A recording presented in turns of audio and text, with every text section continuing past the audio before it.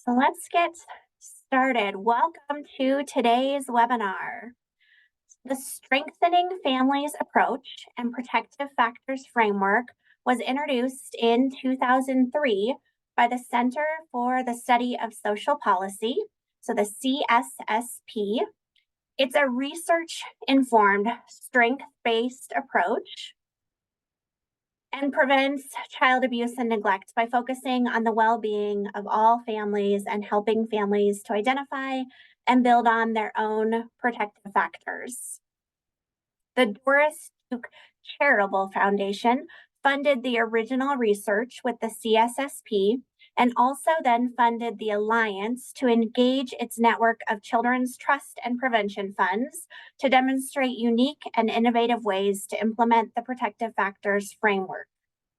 Each of the protective factors is essential, but most important is what they do together to build strength and stability in families. Today's presentation is a portion of the Resilience course.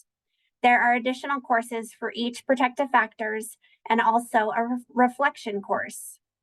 So this training is designed to be delivered to those that work with children and families in any field.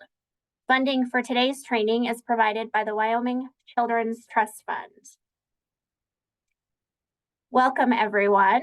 My name is Sarah Sarelson, and I'm the Executive Director of the Wyoming Children's Trust Fund and Prevent Child Abuse Wyoming. It is wonderful to see you all. I want to share with you one thing that I love about my job, and sometimes it's hard to come up with one thing because there are so many great things about working in Wyoming, but my one thing today that I love about my job is being able to connect with so many people across the state who are advocating and supporting families and children and who are really working together across the state. That is one of my most favorite things. I will allow my co-presenter to introduce herself.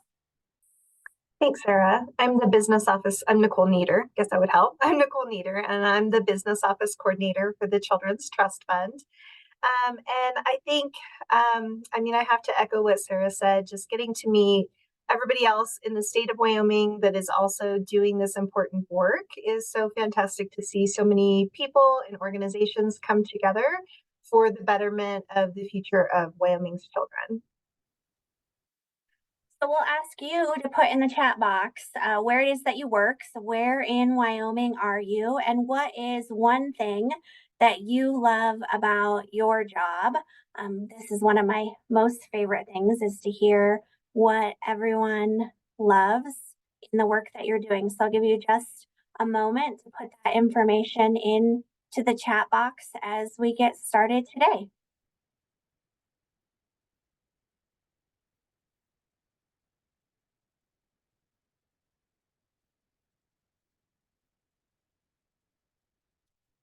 Seeing people wanting to improve outcomes for families, absolutely.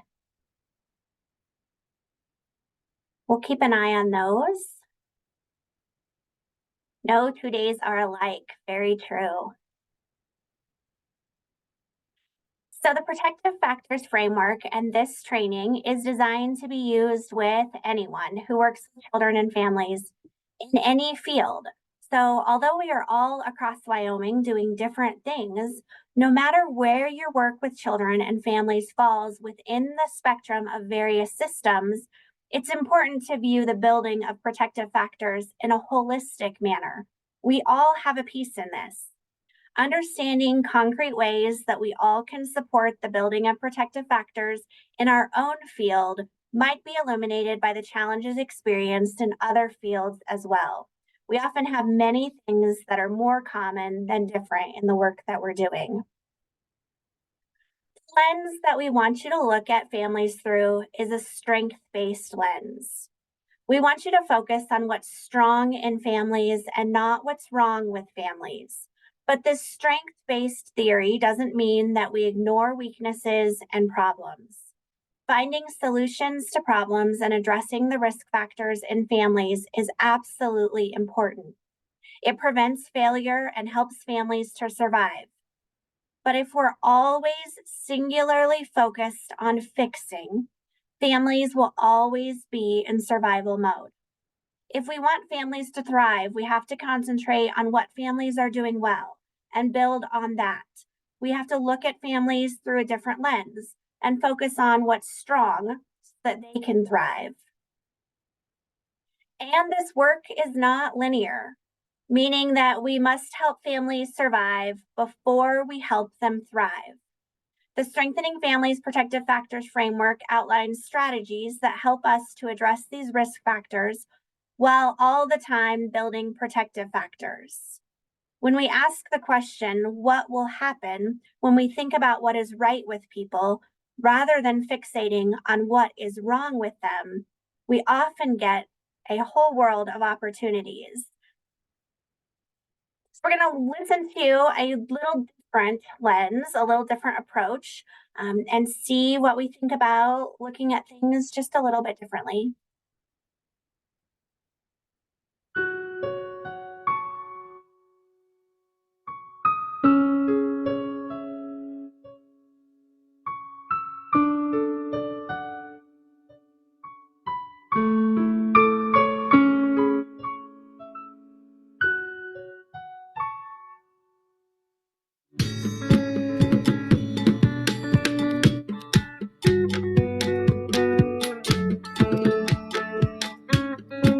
Kind gesture from residents of the Lost Dogs home this morning. The Human Walking program provides desk-bound Melburnians a chance to get out of the office, get some exercise and make a new best friend. It's hoped two-legged participants become so enamored with the experience they'll eventually decide to adopt their companion. It's a wonderful idea. In fact, it's where the dogs are doing the rescuing.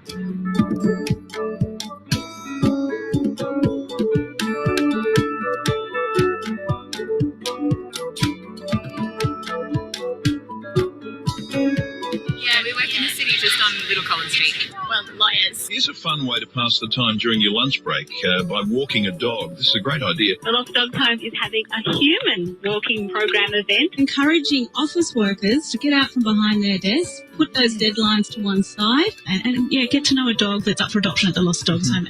They're all exceptionally attractive dogs. I patted nearly every dog here. Yeah. Fell in love with a couple of them. Yeah, I wouldn't mind taking a couple of them home, actually. Wish it was a weekly thing. Yeah, that would be really good. Yeah.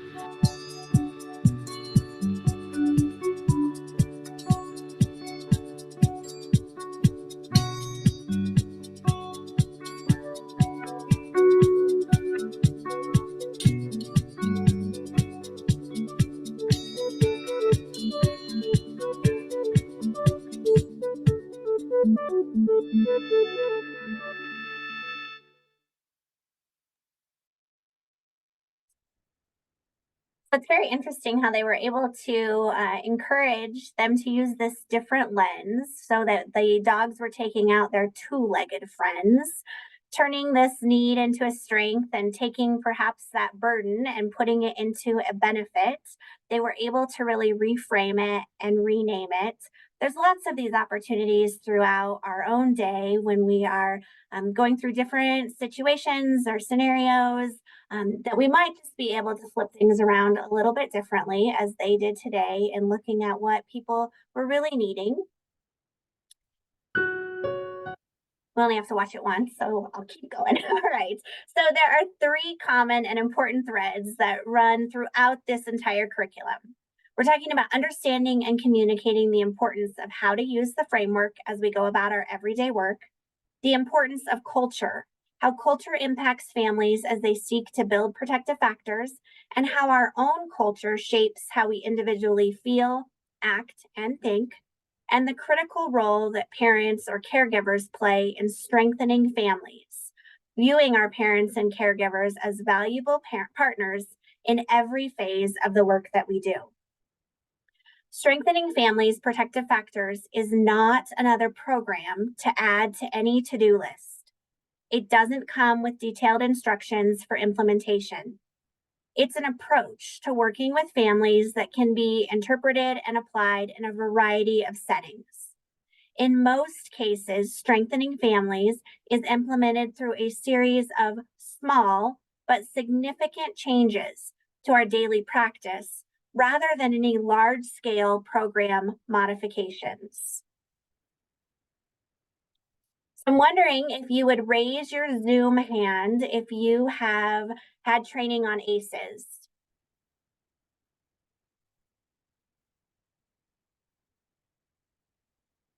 All right, I see hands going up. We've been working a lot about doing a lot of awareness of ACEs, a lot of training. So it seems like we are reaching across the state. So if you haven't yet raised your hand, I'll give you just a moment to get your hand raised. Great, thank you so much. So the Adverse Childhood Experience, or the ACE study, has thus far been the largest and most influential study about the relationship between negative experiences children have and the long-term effect of those experiences and what they may have then as adults. The study found that children exposed to significant risk factors like abuse and neglect and other family dysfunctions are far more likely to suffer from health risks like chronic respiratory problems, substance or alcohol addiction, depression, adolescent pregnancies, and early death. The study, perhaps more than others, changed the way that physicians, therapists, social workers, and other clinicians look at childhood trauma. And although the ACE study revealed legitimate connections between childhood trauma and those subsequent adult health issues, there are a vast number of people who, despite their earlier experiences, have none of those poor results.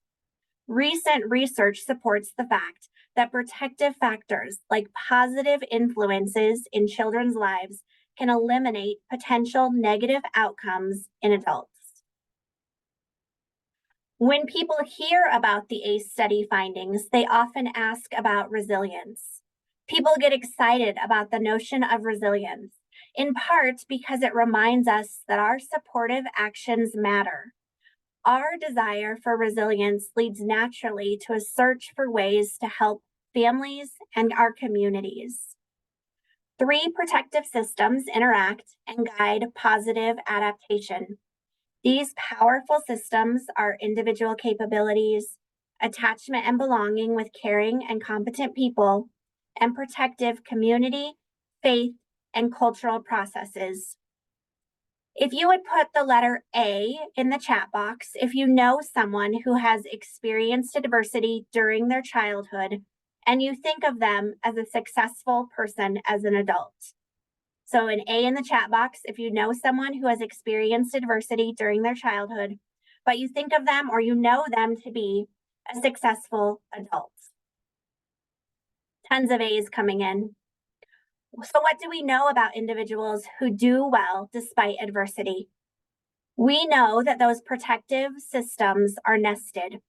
People do best when they're living in thriving families and communities. And we can help one another to develop those personal attributes that help us all to weather life's storms. One way to understand the development of resilience is to visualize a balanced scale or a seesaw. Protective experiences and coping skills on one side counterbalance significant adversity on the other. Resilience is evident when a child's health and development tips towards the positive outcomes, even when a heavy load of factors is stacked on the negative side of the outcome. The Center for the Study of Social Policy developed their own framework for looking at the protective factors that can help strengthen families and then in turn build up their children's ability to cope with life's challenges. The 5 protective factors, as shown in the diagram below, are parental resilience, social connections, knowledge of parenting and child development, concrete support in times of need, and social and emotional competence of children. By taking the everyday actions shown in the larger boxes, so for resilience, this includes demonstrating in multiple ways that parents are valued, honoring each family's race, language, culture, history, and approach to parenting, encouraging parents to manage stress effectively, support for parents as the decision makers and helping to build decision-making and leadership skills, and helping parents to understand how to buffer their children during stressful times. The result is strengthened families, optimal child development, and the reduced likelihood of child abuse and neglect. The child and family partnership chart here outlines how parents can be role models for resilience in their children. When parents show attention and affection, kids learn to feel love and connected. They have a sense of self-worth. Other parent behaviors and their impact on children are shown in this figure. So we're talking about resilience being the result of a dynamic interaction between one person's biology and their external experiences. Resiliency is affected by the way the brain and then the immune system and genes respond to experiences during a person's development. This has to be considered when trying to understand why some children have expectedly positive outcomes despite that adversity. So such variations are because the brain interacts with the caregiving environment and social context. That biological difference may explain why some babies or children are more sensitive to stressful experiences. And this resilience is dynamic throughout the lifespan. It's affected by personal experiences, social circumstances, culture, and the political environment, in addition to those inherited or biological factors.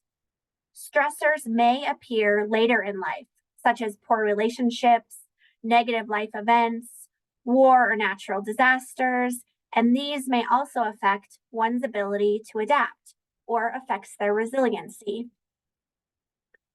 Protective and risk factors are the two elements in the development of resilience. Resilience is often referred as the ability to bounce back from adversity.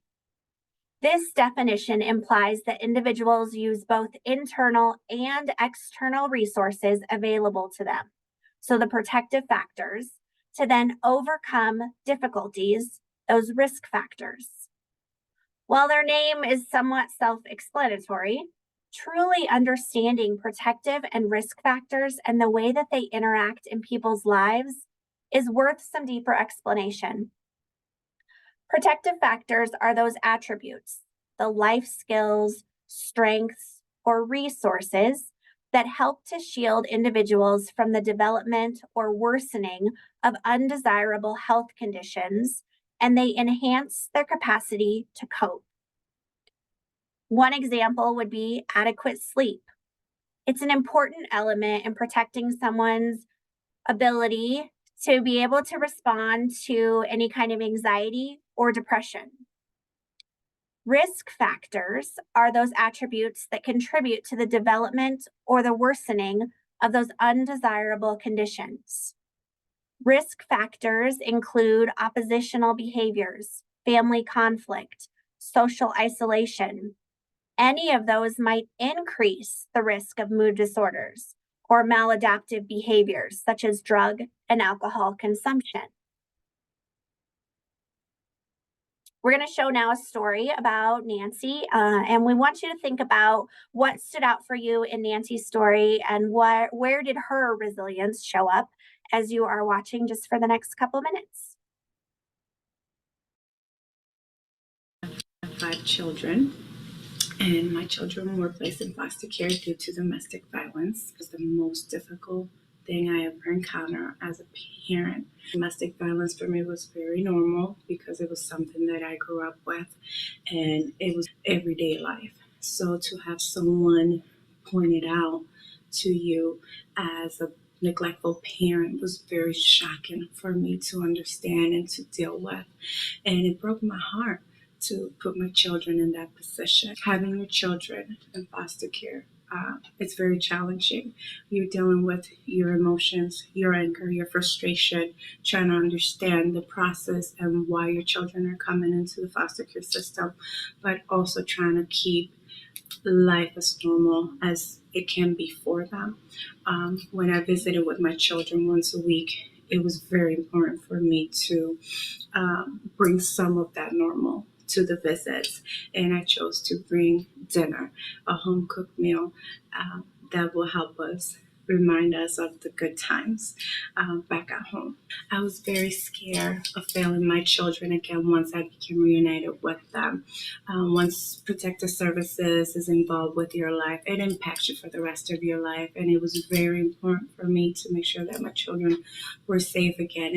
In order for me to get reunited with my children, I had to do several things. Parenting classes, domestic violence therapy. And at that time, I really did not understand the reasons why I was asked to do these things. But I did them because I wanted my children back. And now, today, I can see the advantage of having those services. That actually led me to go out into my community and get educated on what services really work for families. I started advocating and just helping parents translate those emotions that they were having with the social workers, and vice versa, helping social workers understand how parents felt. It wasn't that we were just angry parents that didn't care or were neglectful.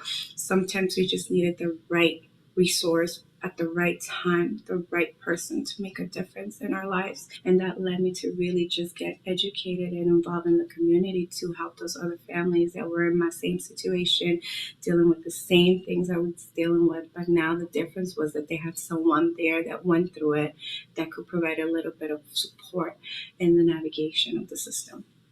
I believe that a major reason for my strength and my resilience was the team that I had to help me, which was the foster parent, the social worker, and community leaders helping me navigate those systems that I was clueless to.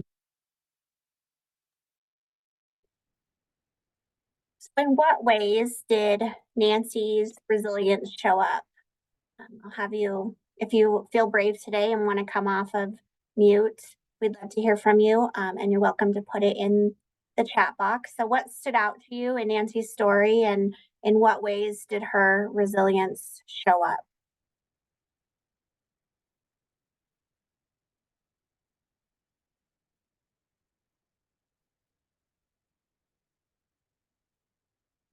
Well, I think she does a good job of talking about how maybe the system isn't clear on the expectations of parents.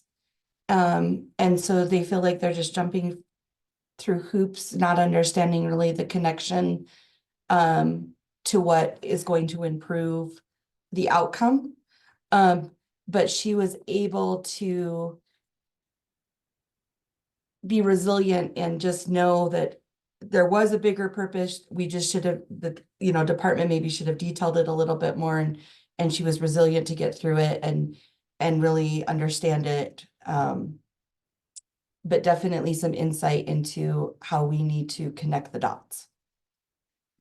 Yeah, absolutely. And it could be that she wasn't in a place to be able to emotionally comprehend what was going on with all the pieces, but that she was willing to do whatever it took. And so was willing to try out the classes. I see a couple comments in here. She did the classes even though she didn't understand why she had to do them to get her goal of getting her kids back. And she did whatever it took, even at times, and she didn't understand. She had a lot of community support. She was able to end up putting herself in other shoes, absolutely, and then becomes a leader and is able to share that information. And so resiliency is showing up. Sometimes it's showing up and barely showing up, but being there and being willing to be part of the process and know that maybe there is something more, and having the support around you to be able to move through those pieces. Any other thoughts about Nancy's resilience?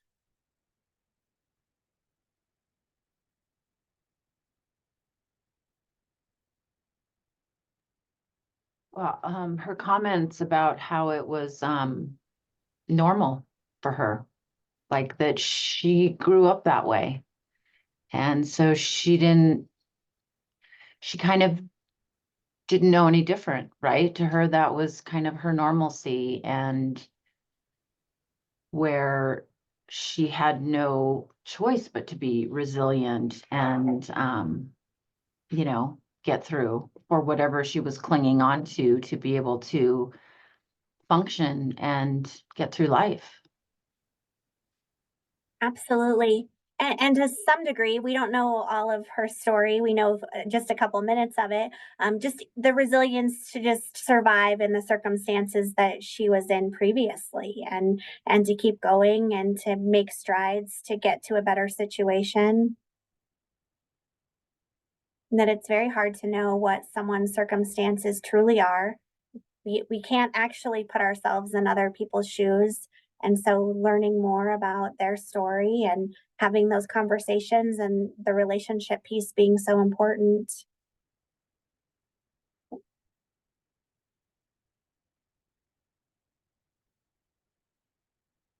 We know that one of the challenges in using a strengths-based approach is that it forces us to come face to face with our own perspectives about families.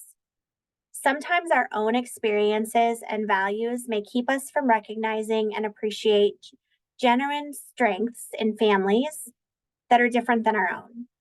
So, a very general example of what that might look like: if your background and experiences have caused you to have reservations about childbearing outside of marriage or even divorce, it may be difficult for you to see the strengths in families headed by single parents. Unless you recognize that bias and then find a way to set it aside, you will likely struggle to work with single parents without judgment and in a genuinely positive way.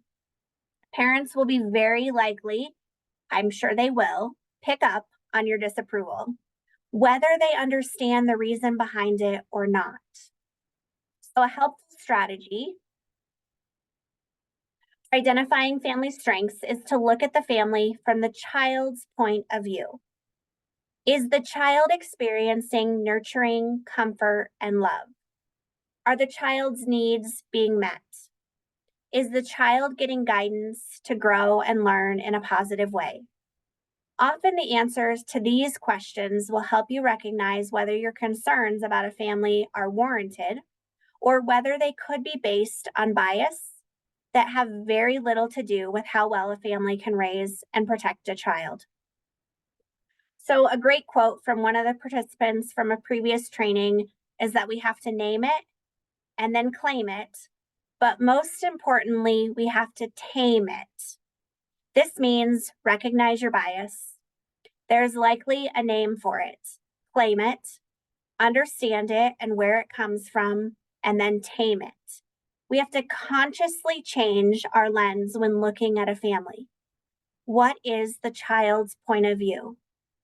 Tame it also means, beyond changing your lens, change your conversation. What we say about families to other people and other families is contagious. Working across cultures can sometimes make it difficult to appreciate another family's strengths. We are often not even aware of the way culture influences our beliefs about children and their care. Our goals and expectations for our children come in large part from our culture's beliefs, values, and assumptions. This includes how we express love and nurturing, as well as how we maintain discipline and set limits for children. Our parenting practices guide children into developing the qualities and behaviors that are valued in our culture. We interpret behavior and interactions based in part on our own culture. When a family's culture is similar to ours, these interpretations may be accurate. When a family's culture is different from ours, we may interpret a message or behavior differently than the family intended. So when we look at the example of independence versus interdependence, here's an example.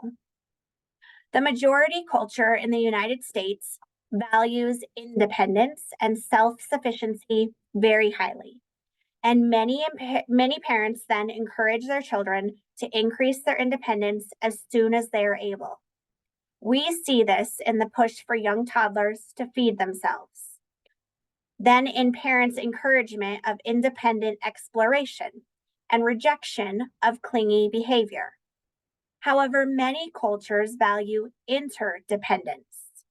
Parents in these cultures may discourage toddlers' attempts at self-feeding and encourage more physical closeness and dependence in their young children. Depending on your own perspective and cultural backgrounds, one of these sets of behaviors may seem different or even wrong to you at first encounter. You may feel that some parents are stifling their child's development if your cultural values of independence are above interdependence. If you're coming from a value of interdependence, you may feel that some parents are pushing their children away and forcing them to grow up too quickly. It's important to remember that each approach reflects parents' love of their children and their attempts to nurture and the values that they hold dear. When it comes to strength-based work with families, it's critical to take a family's culture into account as you observe their family situation and interactions. By being aware of the influence our own culture has on each of our reactions and trying to see the intent behind another person's decisions and actions, you may be more able to identify a family's strength and work with them in a positive way. Research tells us there are a few things that help to develop resilience in adulthood. Connecting with empathetic and understanding people can remind us that we're not alone. Focus on finding trustworthy and compassionate individuals who validate our feelings, which will support that skill of resilience. The pain of traumatic events can lead some people to isolate themselves, but it's important to accept help and support from those who care about us. Whether you go on a weekly date night with your spouse or plan a lunch out with your friend, try to prioritize genuinely connecting with people who care about you. Self-care is this popular buzzword, but it's also a legitimate practice for mental health and building resilience. That's because stress is just as much physical as it is emotional. Promoting positive lifestyle factors like proper nutrition, getting enough sleep, drinking enough water, and regular exercise can strengthen your body to adapt to stress, and then reduces the toll of emotions like anxiety or depression. Develop some realistic goals and do something regularly, even if it seems like a small accomplishment. That enables you to move toward the things that you want to accomplish. Instead of focusing on tasks that seem unachievable, ask yourself, what's one thing I can accomplish today that helps me move in the direction I want to go? The important thing is to remember that you're not alone in this journey. While you may not be able to control all of your circumstances, you can grow by focusing on the aspects of life's challenges you can manage with the support of the loved ones and trusted professionals. So we can add to the positive side of the resilience scale by piling on those positive experiences, especially through responsive relationships. The one thing that most children who develop resilience have in common is a stable, committed relationship with a supportive parent, caregiver, or other adults. And adults need those supportive relationships too. During a crisis, families need their immediate basic needs met before they can focus on anything else. But when the crisis is over, longer-term programs that support adults and children in building and practicing their core skills are necessary and effective. So resilience, simply defined, means the ability to recover from difficult life experiences and often to be strengthened or even transformed by those experiences. Resilient parents have empathy for themselves and others and are able to keep a positive attitude, be able to problem solve creatively, and take life's events in stride. They are able to bounce back from negative experiences and find a way to be the parent they want to be, no matter what else is going on around them. Resilience isn't about how many bad things you've experienced. Rather, it's about how you respond to those experiences. A very resilient person might have dozens of risk factors and negative experiences and still thrive. A less resilient person might have one negative experience that sends them into a downward spiral. Most of us have some negative experiences throughout our lives that we handle and recover from in varying degrees. In fact, we all have varying levels of resilience, which can change over time. Each time we are faced with a challenge, our resilience is tested. We might develop greater resilience through the experience or have a setback in our resilience. Luckily, resilience isn't something you either have or don't have, and it's not something you use up and lose. Rather, it's a skill that we build throughout our lives, especially when we find ways to get through a challenge. Resilience is important because more resilient parents are stronger parents. Parents who are more resilient will be able to take good care of their children even when they are experiencing a crisis. Their children are less likely to be abused, which can happen when parents are under stress or repeating negative patterns they learned in their own childhood. Their children are less likely to be neglected, which can happen when parents are depressed or too consumed by their own problems to provide for their children's needs. Resilient parents have more patience with their children day to day, but especially in times of stress. This is why resilience is considered a protective factor against child maltreatment.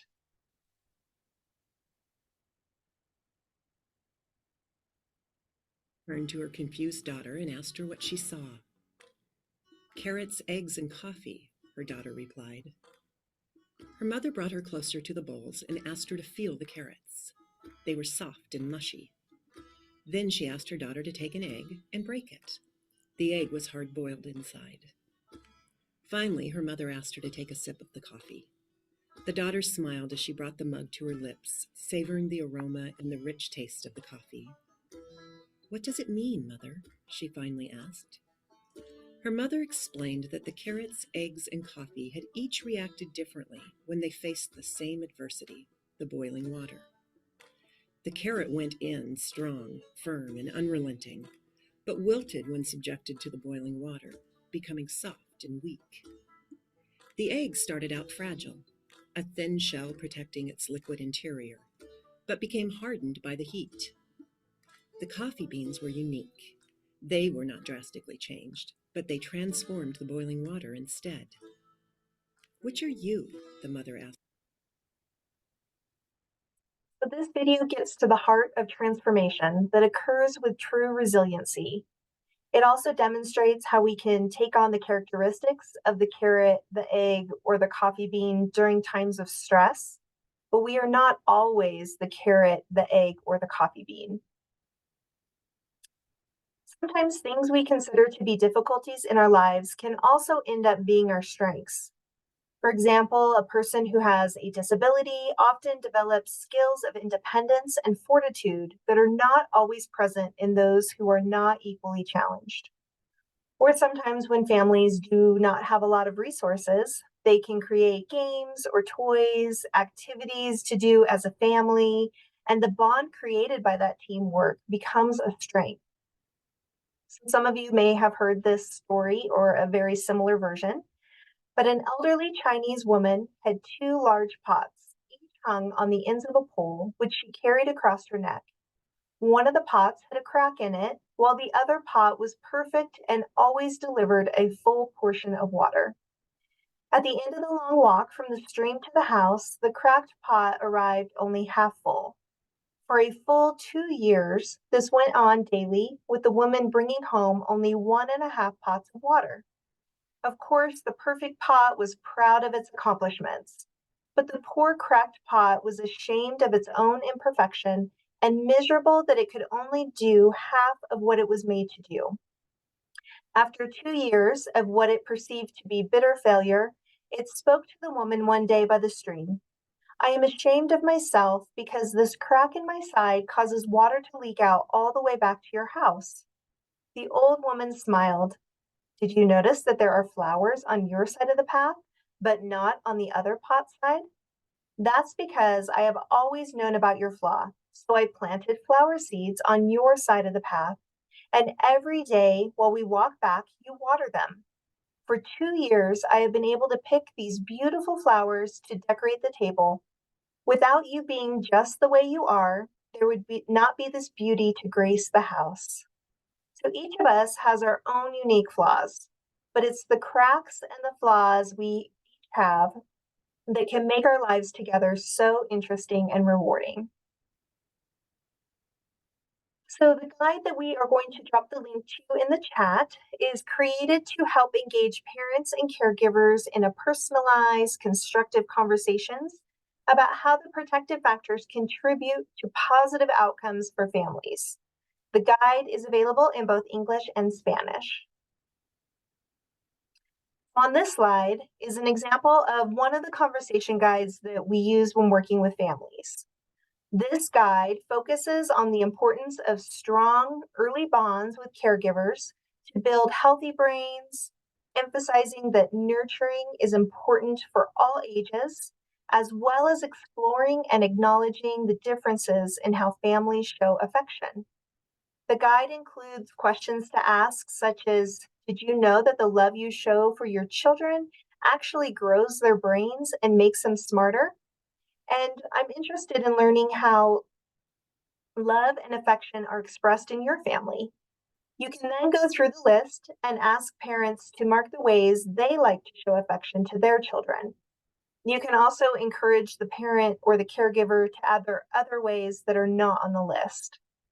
Then encourage parents to write one thing on the calendar that they can do each day to show their children how much they are loved. This is just one of several activities that are available within the guide. Parenting is hard, but there are everyday actions that you can take to build resilience in your life and in the lives of others. Some examples are to demonstrate in multiple ways that parents are valued. This does not have to be anything extravagant. Simple actions add up over time. Honor each family and their approach to parenting.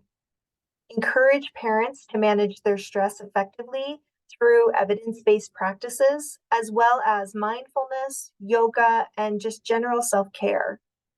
Support parents as decision makers for their children, and help parents understand how to use their own skills for helping their children during stressful times.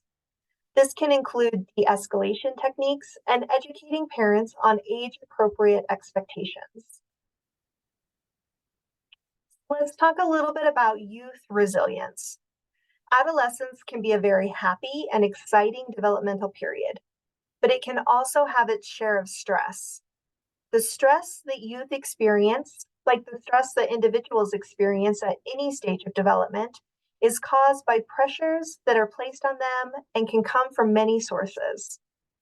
Typical events and life changes, such as taking a driver's exam or some physical changes. Unexpected events, such as parents divorcing or possibly being in a car accident. Individual factors, such as substance abuse or the youth's trauma history. Interpersonal factors, such as bullying at school, relationship problems, or feelings of loneliness and isolation, as well as community, societal, or environmental conditions. Some stressors youth face can be easily managed so that the problems get resolved. For example, working with a tutor with additional help is needed to understand schoolwork.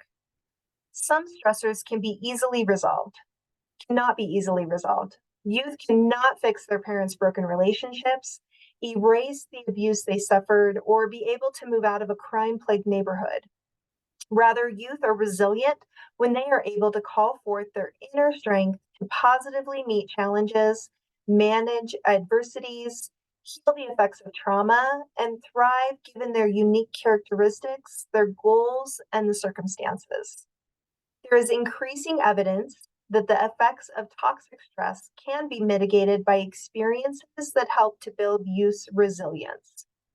Experiences that foster a consistent relationship with at least one safe, caring, reliable, and competent adult who promotes high expectations and encourages self-improvement. Provide opportunities for productive decision-making and constructive engagement in their family, their community, schools, and other social institutions. And encourage adolescent voice, choice, and personal responsibility. Promote the development of self-regulation, self-reflection, self-confidence, self-compassion, and character, and help build youth resilience. Resilient people are aware of situations, their own emotional reactions, and the behavior of those around them. By remaining aware, they can maintain control of a situation and think of new ways to tackle problems. In many cases, resilient people emerge stronger after such difficulties.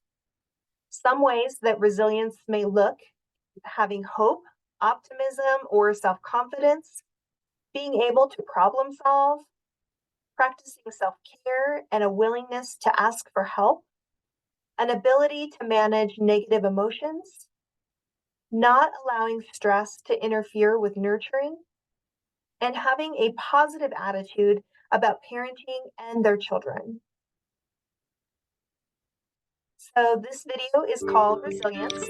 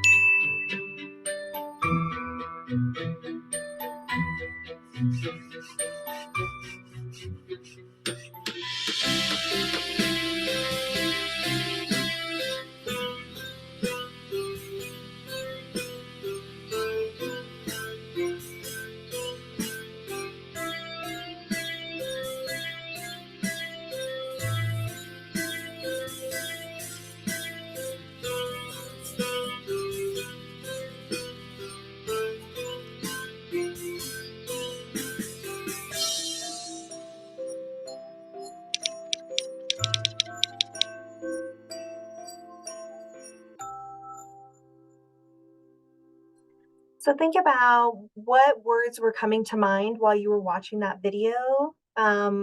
And if you want to drop them in the chat, that would be great. We'd love to hear what thoughts around resilience were coming to mind while that was playing.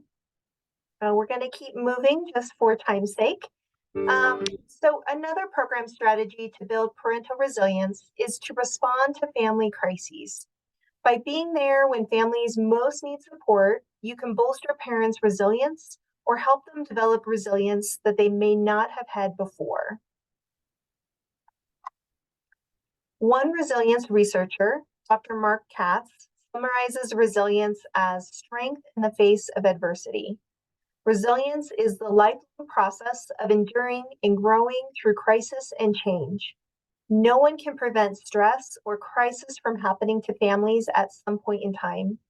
A variety of strategies can help families find the tools they need to respond effectively so a crisis does not escalate and the fallout from a crisis does not negatively impact their parenting. Sometimes we hear resilience referred to as bouncing back, but it's also the ability to bounce forward, to use moments of stress and crisis to effectively motivate yourself, reorganize your priorities and actions, and move on. In the Strengthening Families framework, we think about two different components of resilience: the ability to function well under stress in general, as well as the ability to parent well in times of stress. Caregivers may exhibit greater resilience in one area than in the other. We need to think about both as we look at how we can support parents in building their resilience. People sometimes think of resilience as innate, but research shows that it is highly influenced by one's environment. We have all heard about the concept of learned helplessness. When people get the message that they can't succeed or they are prevented from succeeding, it saps the way to even try to succeed. Helping families build resilience is the reverse of this concept, providing the environment that is positive and validating and encouraging the skills and internal resources that help individuals to cope effectively when things are difficult. Everyday actions by service providers and programs can create trust and confidence with families, which in turn fosters the resilience families need to be the parents their children need. And as we've discussed, resilience is the ability to recover from difficult life experiences and how we can be strengthened or even transformed by those experiences. You've learned a lot about resilience and about strategies and everyday actions that will help you support parents in building their resilience. Something as simple as a casual conversation can also build a parent's resilience. When you talk to parents, try to recognize their strengths and reflect those back to them. Let them know what they are doing well. Helping parents to identify their strengths and resources can help to build resilience in times of need. Resilient parents have stronger families, promote optimal development in their own children, and are less likely to abuse or neglect their children. Remember that we are all resilient. You never know when you are minutes away from a breakthrough, when you are one project away from the promotion, when you're 1 hour of studying away from passing the exam. That's why you keep going. That's why you keep trying. That is why when you fall down, you stand back up. Because the truth is, too many people quit before even giving themselves a real chance. They stop because it isn't happening fast enough or how they thought it would work out. Remember that all good things take time. Be patient and your time will come too. So we have just a survey for you to complete that I think Sarah is going to drop into the chat. And with that, that concludes our presentation for today. Thank you so much for spending your lunch hour with us, and we hope you have a great week.